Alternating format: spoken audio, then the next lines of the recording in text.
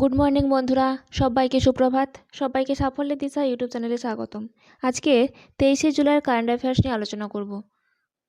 তোমরা প্রত্যেকে প্রথম থেকে শেষ পর্যন্ত ক্লাসটা করো এবং ক্লাসটা ভালো লাগলে অবশ্যই লাইক করে দিও এবং চ্যানেলটিকে সাবস্ক্রাইব করে নিও। তাহলে শুরু করা যাক আজকের ক্লাস। আজকের ক্লাসের ফার্স্ট কারেন্ট অ্যাফেয়ার্স হলো, প্রথম জাতীয় anti narcotics toll free helpline 1933 চালু করলো কোন দেশ? উত্তর হবে ভারত। এই ভারত প্রথম জাতীয় anti narcotics toll free helpline 1933 চালু করেছে। এই সম্পর্কে জেনে নেব। ভারত মাদকদ্রব্যের অপরাধের বিরুদ্ধে লড়াই করার জন্য টোল ফ্রি হেল্পলাইন নম্বর 1933 মানস এই মাদক পদার্থ নিষেধ সূচনা কেন্দ্র চালু করেছি। এটি 2047 সালের মধ্যে একটি নেশামুক্ত ভারত সরকার লক্ষ্য চালু করা হয়। হেল্পলাইনের লক্ষ্য হলো নাগরিকদের মাদক সংক্রান্ত অপরাধের রিপোর্ট করতে এবং 24x7 সহায়তা চাওয়ার জন্য একটি ব্যবহারকারী বান্ধব প্ল্যাটফর্ম প্রদান করা। নেক্সট, বারবোরা ক্রেসিকোভা, যিনি 2024 উইম্বলডন টেনিস চ্যাম্পিয়নশিপের মহিলা একক শিরোপা জিতেছেন, তিনি কোন দেশের বাসিন্দা? উত্তর হবে চেক প্রজাতন্ত্র। এই সম্পর্কে জেনে নেব। বারবোরা ক্রেসিকোভা চেক প্রজাতন্ত্রের টেনিস খেলোয়াড়। ইতালি টেনিস খেলোয়াড় জেসমিন পাওলিনিকে হারিয়ে এই খেতাব অর্জন করলেন। এই বারবোরা ক্রেসিকোভা প্রথম উইম্বলডন একক শিরোপা জিতেন। নেক্সট, কার্গিল ওয়ার দি টার্নিং পয়েন্ট শিরোনামে বইটি লিখলেন কে? উত্তর হবে এম.বি. রবীন্দ্রনাথ। এই এম.বি. রবীন্দ্রনাথ কার্গিল ওয়ার দি টার্নিং পয়েন্ট শিরোনামে বইটি লিখলেন। এই সম্পর্কে জেনে নেব। অরুণাচল প্রদেশের রাজ্যপাল লেফটেন্যান্ট জেনারেল কৈবাল্য ত্রিবিক্রম পাটনাইক বেঙ্গালুরু রাজেন্দ্র সিংজি আর্মি অফিসার্স ইনস্টিটিউট অর্থাৎ RSAOI কারিপা হলে কার্গিল ওয়ার দি টার্নিং পয়েন্ট নামে এই বইটি প্রকাশ করেছেন। রাজপুতানা রাইফেলস এর দ্বিতীয় ব্যাটালিয়নের প্রাক্তন কমান্ডিং অফিসার প্রয়াত কর্নেল এম.বি. রবীন্দ্রনাথ, যিনি বীরচক্র প্রাপ্ত, দ্বারা রচিত বইটিতে অপারেশন বিজয়ের সময় 1999 সালে মে থেকে জুলাই পর্যন্ত এই ব্যাটালিয়নের ক্রিয়াকলাপ এবং অপারেশনগুলির তথ্য বর্ণিত আছে। নেক্সট, কার্লোস আলকারাজ ফাইনালে কাকে পরাজিত করে 2024 সালের উইম্বলডন পুরুষদের একক শিরোপা জিতেছেন? উত্তর হবে নোভাক জোকোভিচ। এই নোভাক জোকোভিচকে পরাজিত করে কার্লোস আলকারাজ 2024 সালে উইম্বলডন পুরুষদের একক শিরোপা জিতেছেন। এই সম্পর্কে জেনে নেব। কার্লোস আলকারাজের টানা দ্বিতীয় উইম্বলডন একক শিরোপা জিতলেন। 2023 ও 24-এ উইম্বলডন তিনি জিতেছেন। কার্লোস আলকারাজ স্পেনের টেনিস খেলোয়াড় সার্বিয়ার টেনিস খেলোয়াড় নোভাক জোকোভিচকে হারিয়ে এই খেতাবটি তিনি অর্জন করলেন।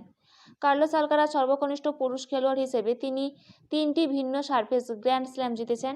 2022-এ ইউএস ওপেন জিতেছেন, 2023 ও 24-এ উইম্বলডন এবং 2024-এ ফ্রেঞ্চ ওপেন। নেক্সট, 2024-এ প্যারিস অলিম্পিকে ভারতীয় দলের জন্য প্রিন্সিপাল স্পন্সর হলো কোন কোম্পানি? উত্তর হবে আদানি গ্রুপ। এই আদানি গ্রুপ 2024 সালে প্যারিস অলিম্পিকে ভারতীয় দলের জন্য প্রিন্সিপাল স্পন্সর হয়েছেন। এই সম্পর্কে জেনে নেব। আদানি গ্রুপ আসন্ন 2024 সালে প্যারিস অলিম্পিকে ভারতীয় দলটি প্রিন্সিপাল স্পন্সর হিসেবে নির্বাচিত হয়েছে। এই আদানি গ্রুপ দেখা গীত অ্যাট অলিম্পিক্স ব্যানারে একটি সোশ্যাল মিডিয়া প্রচার শুরু করেছে। 2024-এ প্যারিস অলিম্পিক গেমস 26শে জুলাই থেকে 11ই আগস্ট পর্যন্ত অনুষ্ঠিত হবে। Next, FIFA Coca Cola men's world র্যাঙ্কিংয়ে প্রথম স্থানে আছে কোন দেশ? উত্তর হবে আর্জেন্টিনা। এই Argentina FIFA Coca Cola men's world র্যাঙ্কিংয়ে প্রথম স্থানে রয়েছে। এই সম্পর্কে জেনে নেব। এই FIFA Coca Cola men's world র্যাঙ্কিংয়ে প্রথম স্থানে রয়েছে আর্জেন্টিনা, সেকেন্ড পজিশনে রয়েছে ফ্রান্স, থার্ড পজিশনে রয়েছে স্পেন এবং ফোর্থ পজিশনে রয়েছে ইংল্যান্ড এবং ফিফথ পজিশনে রয়েছে ব্রাজিল।